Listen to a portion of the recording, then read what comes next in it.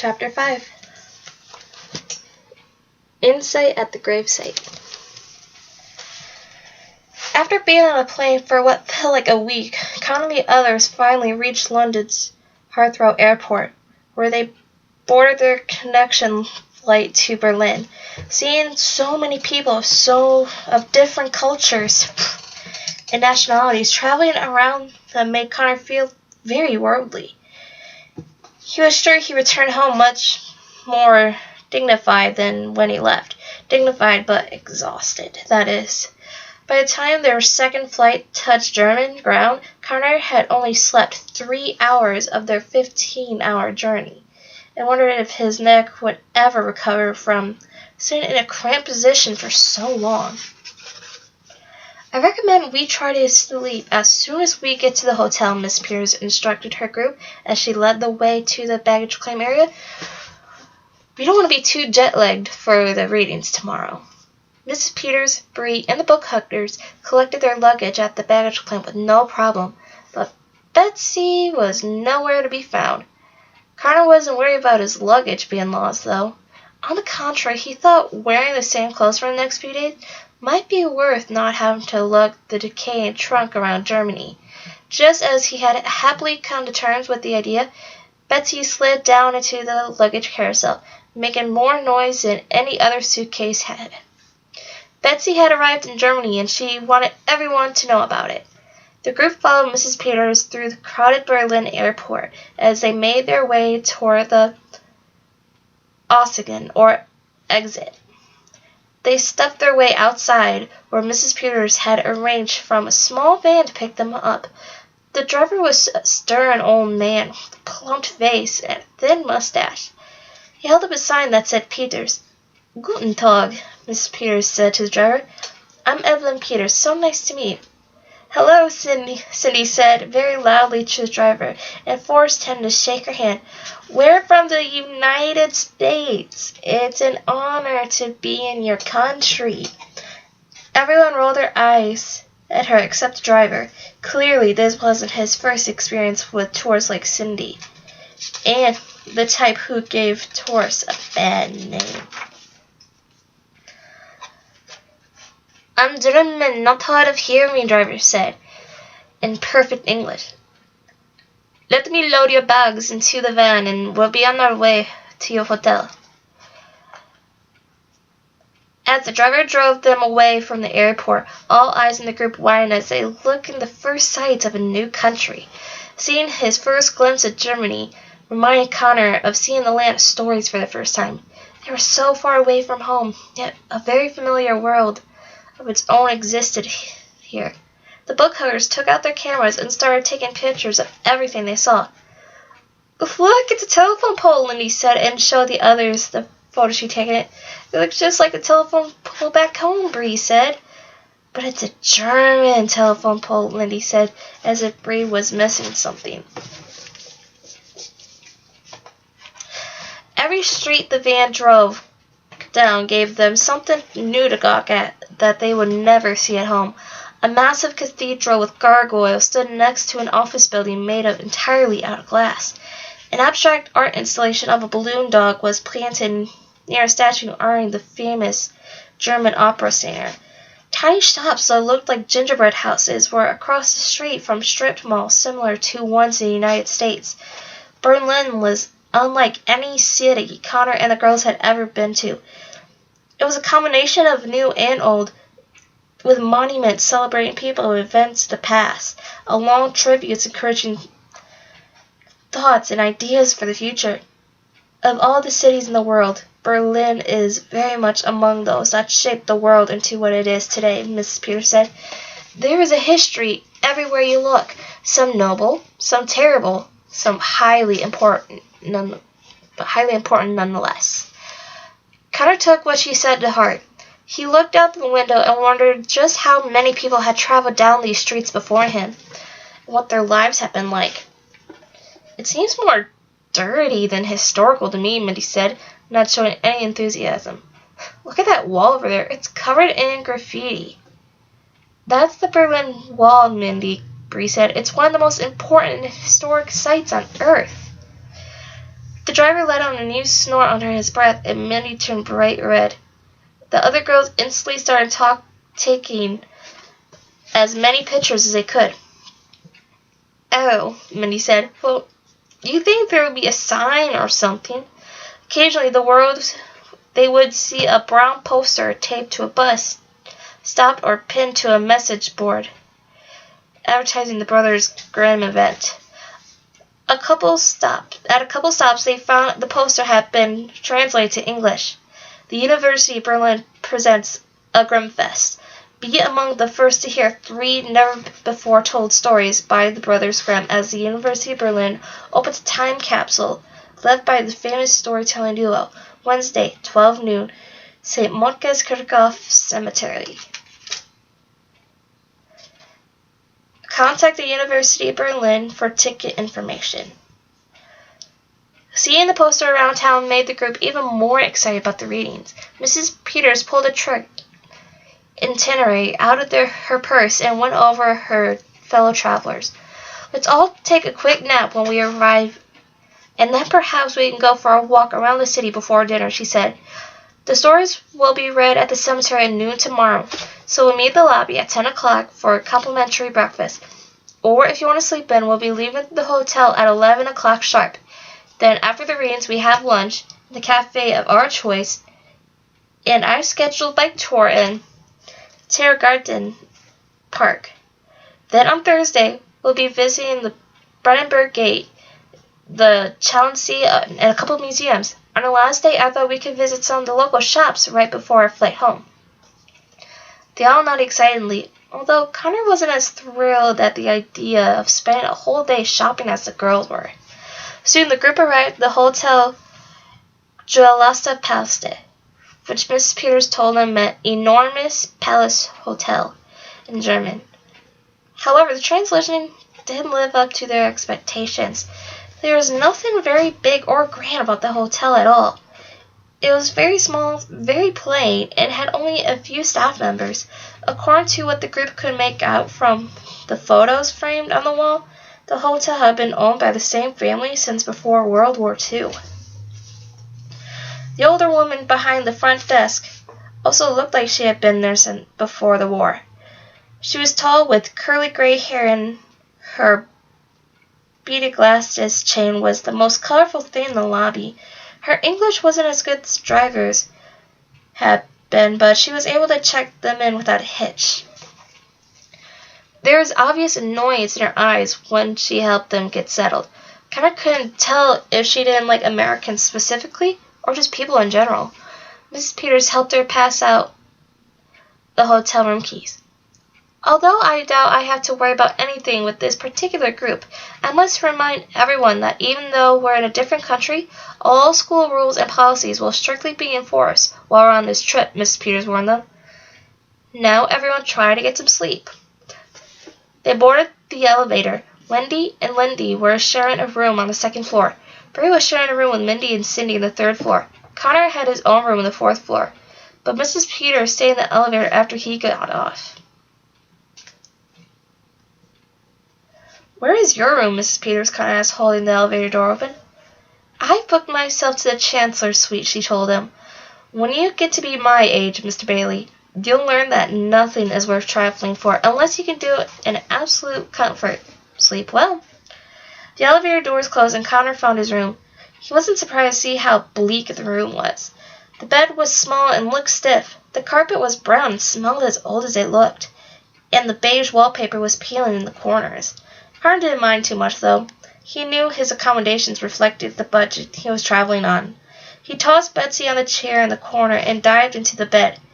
It was even stiffer than he thought, and the sheets felt like they were made out of paper.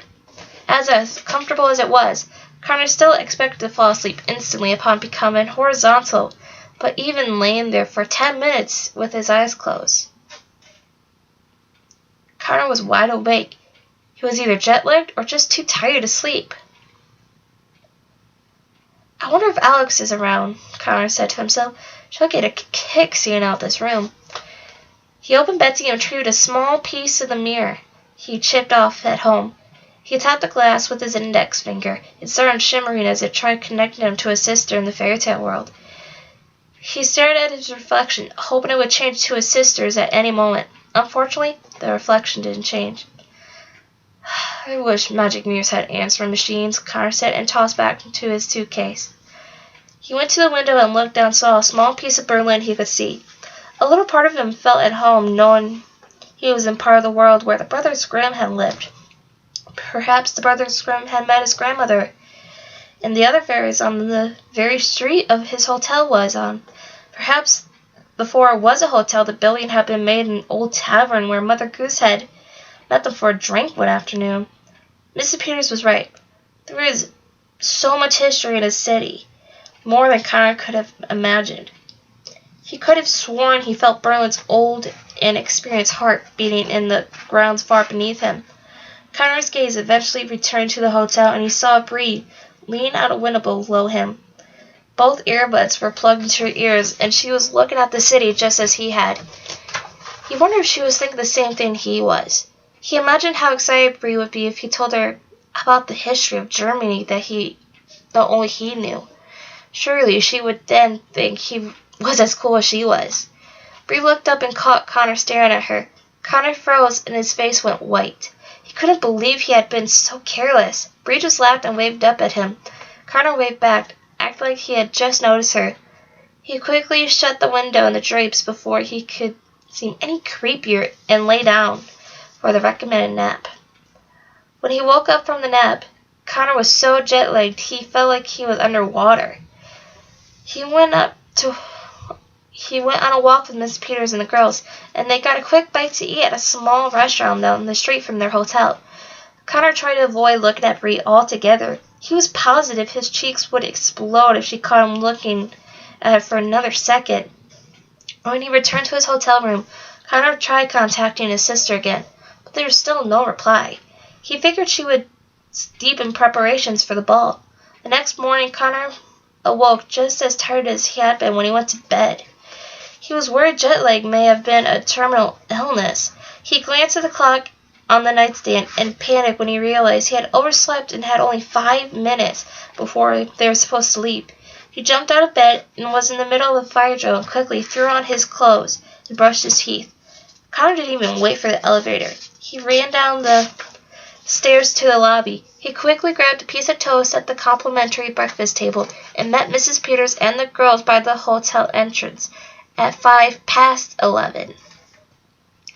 They're standing by a pamphlet rack looking at all the things they were to do in the area. "Sorry I'm late," Connor said. "I overslept." The booger huckers glared at him as if he had committed a federal offense. "Not to worry, Mr. Bailey," Mrs. Peters said. 5 minutes late is not a tragedy." "Good thing I'm not a paramedic or a train operator," Mindy said, and crossed her arms. She and the book huggers were going to take any opportunity to scold him that they could. "Let's get on our way to the chemistry so we can enjoy some of the festivities before the rain begins," Miss Peters instructed. They left the hotel and found the driver from the day before waiting for them outside. They climbed aboard the van and all sat at the edge of their seats, excited about the first German adventure. The van hurried through the Berlin streets, and the girls once again took their pictures of everything they saw. They drove through Tiergarten Park, which stretched through the center of the city like a German version Central Park, and past the iconic Brandenburg Gate. Connor instantly recognized the gate's pillars and its statues of a chariot at the top. A few minutes later, once they'd driven through the winding maze of buildings, they finally arrived at St. Matthias Christoph Cemetery. Although Connor hadn't been so sure what to expect, the cemetery was different from what he had imagined. It was at the end of a long cul-de-sac, almost like a courtyard to the tall apartment and the office building that surrounded it. A domed playground sat a few feet away from the 150-year-old cemetery's entrance, even if it was no expectation of Berlin's interrogation of old and new. A massive stone gate guarded the entrance of the cemetery. It was covered with traces of dead ivy and a crucifix at its peak. Although it was the oldest structure of this part of the city, it had maintained its authoritative imperial prestige over the years. There was something about the gate that demanded respect. Brown welcoming posters advertising the Grimmfest were placed all over the gate. Their van was one of the many vans and buses dropping people off for the readings. There were even a couple news crews covering the event. "Here we are," Mrs. Peters said. She led her group out of the van and through the stone gate. "This place is creepy," Lindy said, and Wendy nodded along with her. They were hesitant to go very far inside. "This place is awesome," Bree said, and took a picture of the gate with her phone.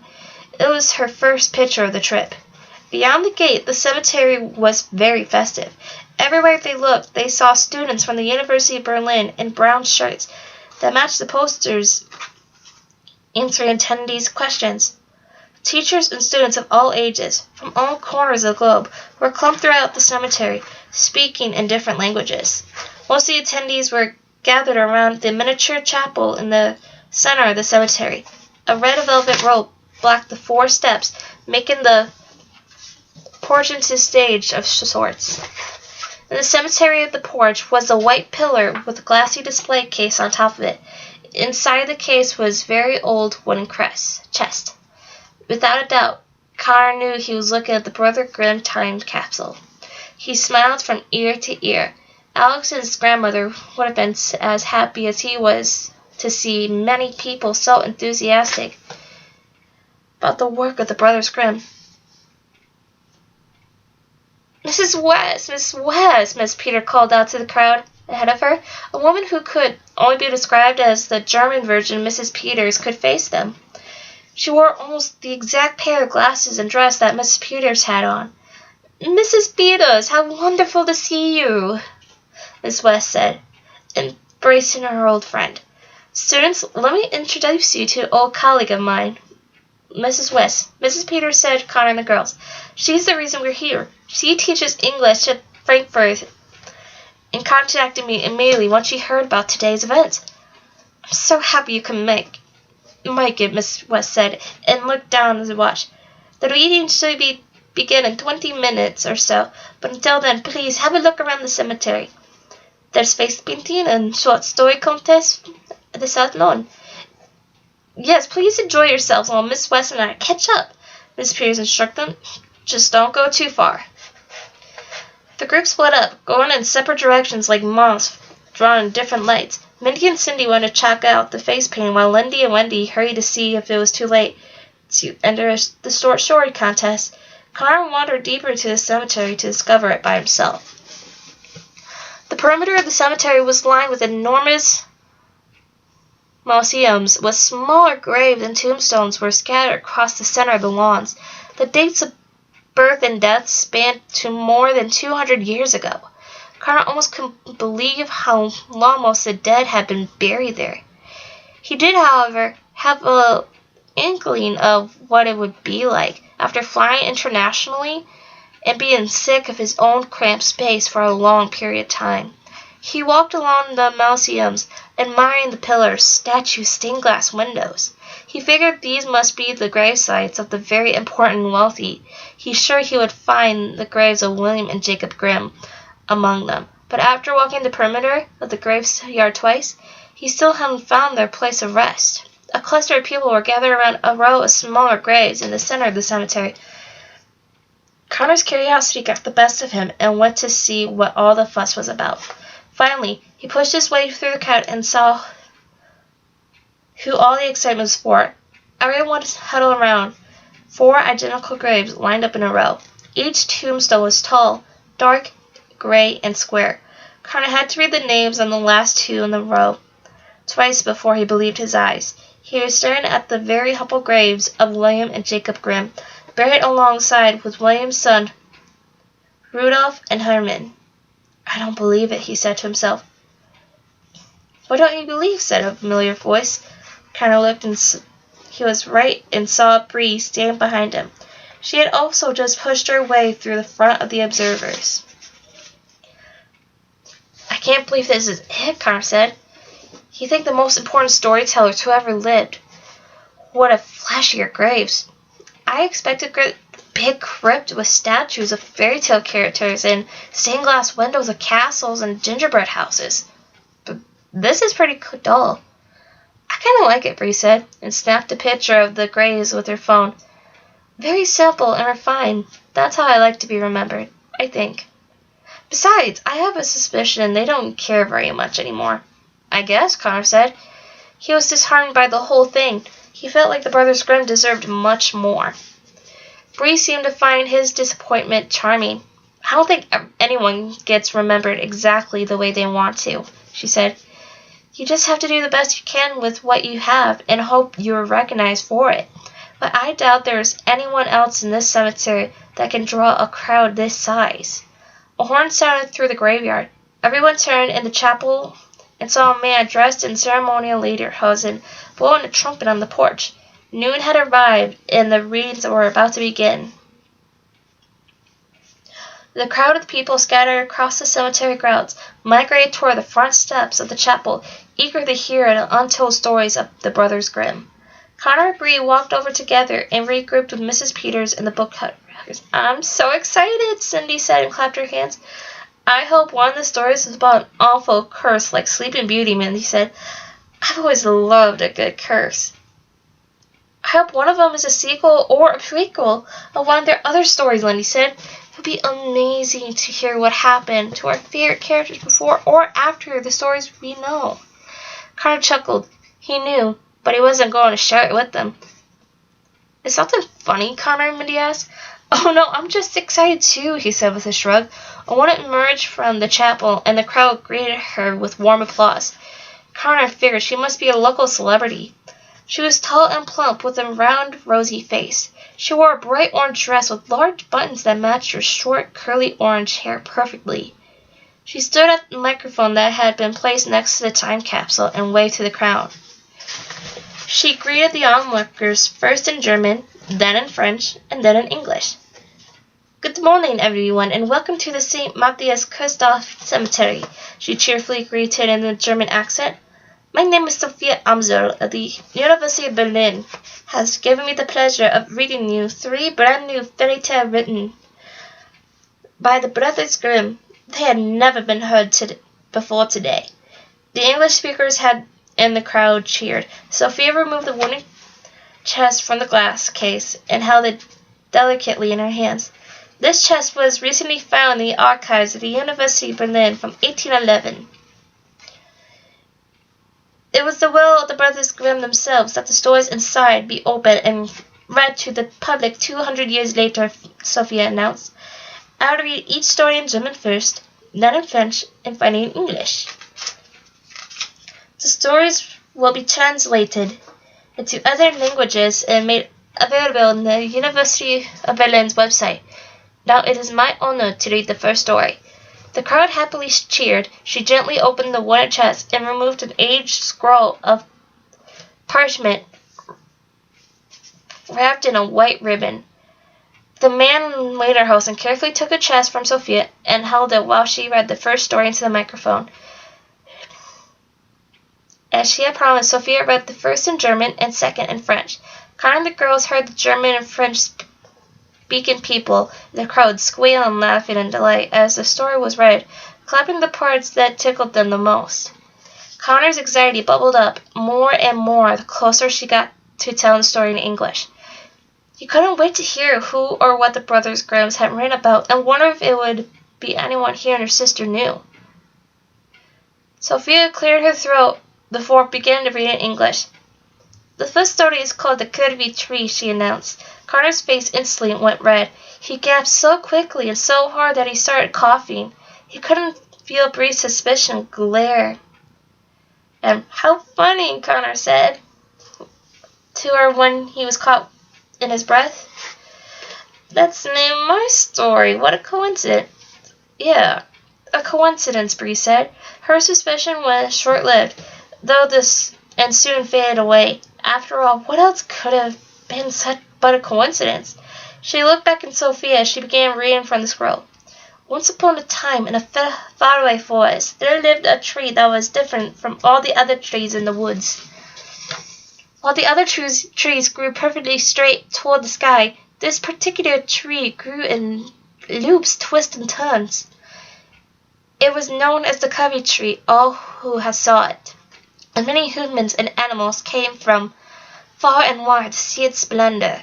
When the humans and animals were away in a language that could only be heard by the plants of the forest, the other trees would taunt the poor Covey tree. "We hate your bark and your branches, and your leaves that twist and turn. One day they would chop you into firewood, and you will forever burn." It made the Covey tree sad, and if you spoke a plant, you would hear it cry itself to sleep every night. Years later, on the last day of winter before spring began, loggers traveled to the forest looking for wood, not to burn, but to build with. They cut down every tree in the woods to build houses, tables, chairs, and beds. When they finally left the forest, only one tree remained, and I bet it will come as no surprise when I tell you it was the Covey tree. The loggers had seen how its trunks and branches twisted and turned, and they knew they would never use its wood to build it. And so the Covey tree was left alone to grow in peace now that all the other trees were gone. The end. The English speakers met the conclusion of the tale with thunderous applause. Carter kept his hands in his sides. "How amazing," he said to Bree with a guilty chuckle. "I came up with almost the exact same story as the brothers Grimm. I must be a better writer than I thought." He was all fake laughs and smiles, but he could tell this was no laughing matter to her. Bree side-eyed him like she had on the plane. "Yeah, amazing," she said, though the corner of her mouth, but amazing was far from the word she was looking for. Sophia retrieved the second scroll from the chest, also tied with a white ribbon, and began reading it in German. She eventually finished reading it in French and began her English translation. "The second story is titled The Walking Fish," Sophia declared in the eager crowd. Connor's eye grew twice in size. He was in serious trouble now. Bree shook her head. Surely she had heard it wrong. "Wait a second. Did she just say the second story was called The Walking Fish?" Bree said. But before she could finish, Sophia had already started the second story. "Once upon a time there was a fish who lived in a deep lake all by himself. Every day the fish would watch with envy as a boy from the nearby village played with the animals on the land. The boy would run with the horses, wrestle with the dogs, and climb the trees with the squirrels. The fish wanted so badly to play with the boy too, but he knew that it was impossible. One day a fairy flying high above the lake dropped her wand in the water. The fish, being the gentleman he was, retrieved the wand for the fairy. "As a reward for this kind gesture, I will grant you one wish," the fairy told the fish. He thought long, but he didn't think hard. So the fish knew which wish he wanted the fairy to grant him. "I want legs, just like all the animals on the land, so I too can play with the little boy from the village," the fish said. With one simple flick of her wand, the fairy magically turned the fish's fins into legs and feet, and he walked on land for the first time. The next day, when the boy appeared, the fish happily showed him his new legs. The two became very good friends, and every day they ran with horses, wrestled with the dogs, and climbed the trees with squirrels. However, one day the little boy was playing too close to the edge of the lake and fell into the water. The fish ran to the edge of the lake and tried to save him, but he couldn't go into the water without his fins. The little boy couldn't swim either and drowned in the lake. The fish wished he had never wished for legs, because he had just stayed the normal fish God had intended him to be. The little boy would still be alive to this day.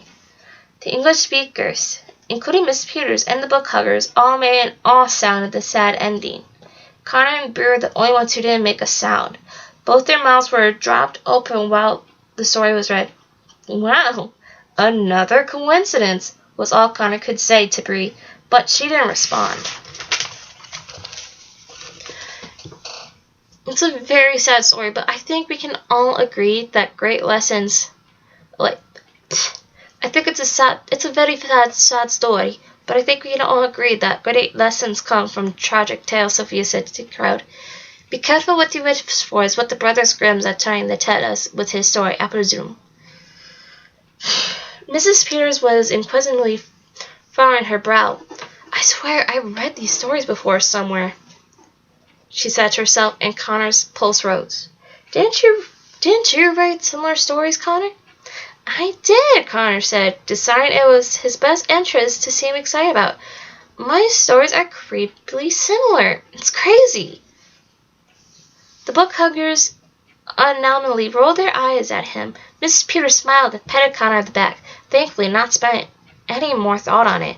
Bree was as quiet as ever, but her expression was so intense, Connor could practically hear her trying to logically assess the situation.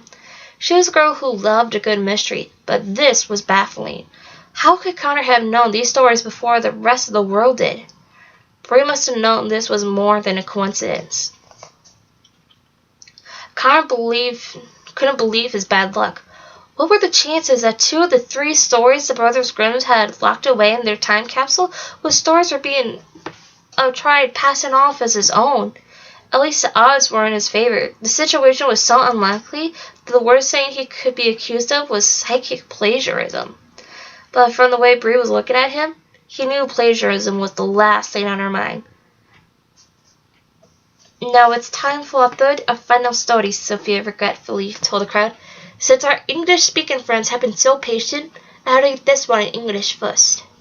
Connor let out a long, heavy sigh, bracing himself for whatever trouble the third story might cause him.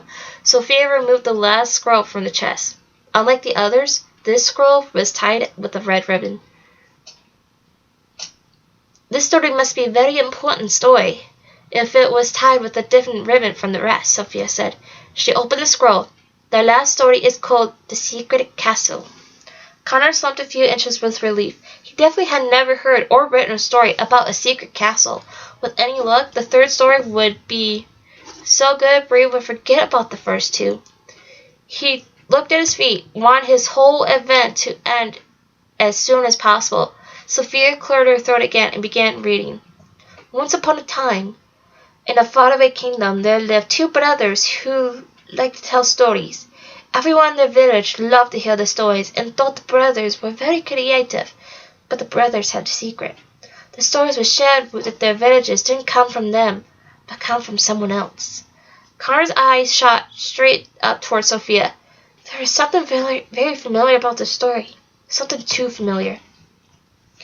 Every day the brothers traveled into the forest where they would meet a beautiful fairy.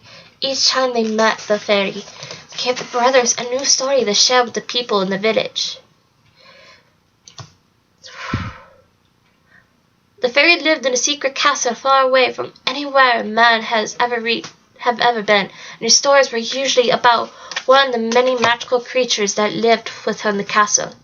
The brothers were very grateful for the fairy and never told a soul that she and her castle were real. Connor could feel his heart beat in the back of his throat. He was listening so intently he forgot about everyone in the crowd around him. Many troubling thoughts filled his head as the story became more familiar. Had the brothers Grimm staged this whole event to come clean about the origin of their stories? Were they about to admit that the world of the fairy godmother was real, and he had supplied them with their greatest work? One day the king got word of the brothers' stories. The king was very smart and had a hunch that there was trust of their tales. He had his soldiers follow the brothers into the forest the next time they met the fairy. The secret was unveiled. The king ordered the brothers to come see him at the palace and demanded that they take him and his army to the secret castle when the fairy lived so they would conquer it. The brothers pleaded with the king and told him they didn't know what the secret castle was. The king showed them no mercy and said if they didn't supply them with directions to the secret castle, they would have everyone in their village killed. Not wanting to trouble the fairy who had been so kind to them, the brothers asked a great magical bird that also lived in the secret castle for help. The magical bird gave the brothers a map to give to the king, showing a way to the secret castle. But what the king didn't know was that this map was an enchanted path. It would take him and his army of thousands 200 years to reach the secret castle. The magic bird assured the brothers that by the time the king and his army arrived at the secret castle, it would be prepared to face him. The brothers gave the map to the king, and he and his army immediately began their quest to the secret castle. With the king and his army gone, the brothers' village was saved in the greedy king's wrath. However, the brothers never saw the magical bird or the fairy again. As time went by, the brothers worried that the magical bird, being old and careless, would forget to warn the other magical creatures in the secret castle that the army was coming. So the brothers decided to write the last known story themselves, and they knew it would be the most important one they would ever tell.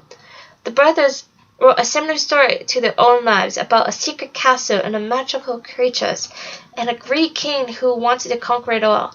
They spread the story across the land from one generation to the next, hoping the tale would eventually reach someone who would recognize it for what it really was, not a fairy tale, but the warning in disguise.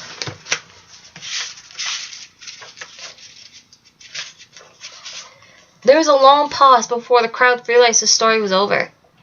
Their applause was confused as their expressions. It seemed like such an odd, unfinished story. That's all there is, I'm afraid, Sophia said. I sincerely hope the secret castle is warned of the approaching army. Perhaps the brothers Grimm purposely left their last story unfinished, that we would all finish it ourselves in our own imaginations. Now I will read the story in French. Connor felt lightheaded and sick to his stomach. His head was racing with so many questions he couldn't focus. He didn't even hear Sophia read the story in French or German. Everything was white noise around him. He replayed the story again and again in his head. Everything the brothers Grimm had written in the third story was so obvious and so carefully planned. They were the brothers in their own story. The fairy was Connor's grandmother, and the magical bird must have been Mother Goose or one of the other fairies, and the secret castle was the land of stories. And just like that in the story wasn't actually a story. It was a warning. The brothers Grimm were trying to warn someone that something was on its way to the land of stories. And since he had so carefully planned for the story to be heard 200 years later, whatever was approaching, the land of stories must be arriving soon. It was all so brilliant. Connor looked around the crowd, hoping to see someone else who had interpreted the story for what it was, but there was no one who had interpreted it like he had. The fairy tale world was in great danger, and he was the only one in the other world who realized it. Connor, are you okay? Bree asked him. You just went from bright red to pale white in a couple seconds. I'm fine, Connor lied. It's just that story. It was just so strange. Was it coincidentally close to something you were planning on writing? Bree asked him playfully, but she knew from the look of his face that something was terribly wrong. Connor was looking right at her, but none of his thoughts had anything to do with her. He didn't care if she knew he had a crush on her, and he didn't care if she or the book huggers were close to finding the truth about his sister. All he cared about was warning his grandmother and his sister that they were in danger. Before he knew it, Sophia had finished reading the story in the other languages, and the Grimmfest came to an end. On the behalf of the University of Berlin, I'd like to thank you for joining us today, Sophia said. I hope you enjoyed the festivities today as much as I have. She placed the third scroll back to the chest the man in lederhosen held for her all, and together they disappeared into the chapel. The crowd began heading out of the cemetery, and Mrs. Peters rallied her group to do the same. Wasn't that a remarkable reading? Mrs. Peters asked. I'm certain to remember it for the rest of my life. Mrs. Peters, I'm starving. Can we get something to eat? Mindy asked. Of course, Mrs. Peters said. Mrs. West was just recommending we meet up with her and her students in a little cafe near our hotel, if no one objects. Mrs. Peters interrupted. Can I just go back to the hotel? I'm not feeling very well, and I think I need to lie down for a bit. Mrs. Peters was disappointed, but not surprised to hear this, given the look at his face. I'm so sorry, Connor, she said. Of course you may. I'll have the driver drop you off before he takes us to lunch. The van couldn't drive back to the hotel fast enough. Connor even thought about faking a few drive heaves to speed things up. As soon as they pulled up to the hotel, Connor jumped out and ran inside before anyone could say goodbye. He zoomed through the lobby, almost knocking into 3 guests on his way, and ran up the 4 flights of stairs to his room. He didn't want to waste any time waiting for the elevator. He burst in his room and locked the door behind him. He immediately searched through Betsy until he found his piece of the mirror. He impatiently tapped the glass and anxiously waited for it to connect with him for his sister. Connor prayed Alex would be available. Unfortunately, the only reflection he saw in the mirror was his own. "Come on, Alex," Connor said. "You've got to answer. Trust me, nothing is more important than this right now." He tapped the mirror again and again, trying to reach his sister with no luck. He spent the rest of his days trying and still no result. They were the most frustrating hours of his life. In the evening, Connor heard a knock on his door. Mrs. Peters had come to check on him. She and the girls had returned from their bike tour to Garden Park. "How you feeling, Mr. Bailey? Any better?" she asked. "I'm all right, just really nauseated," Connor told her. "I think I caught a bug at the cemetery." "Do I need to call for a doctor?" she asked. "No, I think I'll feel better in the morning," Connor said. "I should be fine as soon as I get some sleep." "I certainly hope so," Mrs. Peters said. "I would hate for you to waste your whole trip locked in your hotel room." She left him alone to rest, but rest was the last thing Connor got that night. After trying to reach his sister for a couple more hours, he couldn't stand being in the hotel room any longer. He couldn't sit around while he knew something was very wrong was going to happen somewhere. Connor decided to go back to the cemetery for clarity, if not for answers. He grabbed his coat and quietly left his room. He took the stairs again, trying to avoid as many people as possible. He snagged a map from the pamphlet rack at the hotel lobby and followed it all the way back to the cemetery. It took him an hour to walk there in the dark, and make matters worse, it also started to rain. For he reached St. Matthias Christoph Cemetery. All the posters had been taken off the gate and all the guests were gone. It was so much more peaceful now that it was empty. He retraced his steps in the modest graves of the brothers Grimm. The ground around the graves were littered with flowers and gifts from the attendees of the reading earlier that day. Connor squinted at the graves as if he were looking not at two big blocks of stone, but rather at two very silent people. "So, that was some story," he said to the graves. "Was there anything else you failed to mention? Were there any clues you forgot to include?" The rain increased with Connor's frustration. He was actually upset that the graves weren't responding. "What army is approaching the fairy tale world? Where did it come from? Are my grandmother and my sister in danger? Please, I need to know," Connor said, this time asking the rainy sky above him. Unfortunately, there was no sign for Connor to witness. He had to rely slowly on what his gut was telling him. Connor knew he had been meant to be in the cemetery earlier that day. He had been meant to hear and correctly interpret the story, and now he was meant to warn the fairy tale world of the approaching danger. He just didn't know how. Alright, that is the end of Chapter 5. I hope you enjoy that. Don't forget to subscribe if you want to hear more of the Land Stories of Grimm Warning and more books to come. Also, if you have good recommendations for me, don't forget to comment below on any stories for me to read later on. But overall, I hope you all have a wonderful day and enjoy the reading.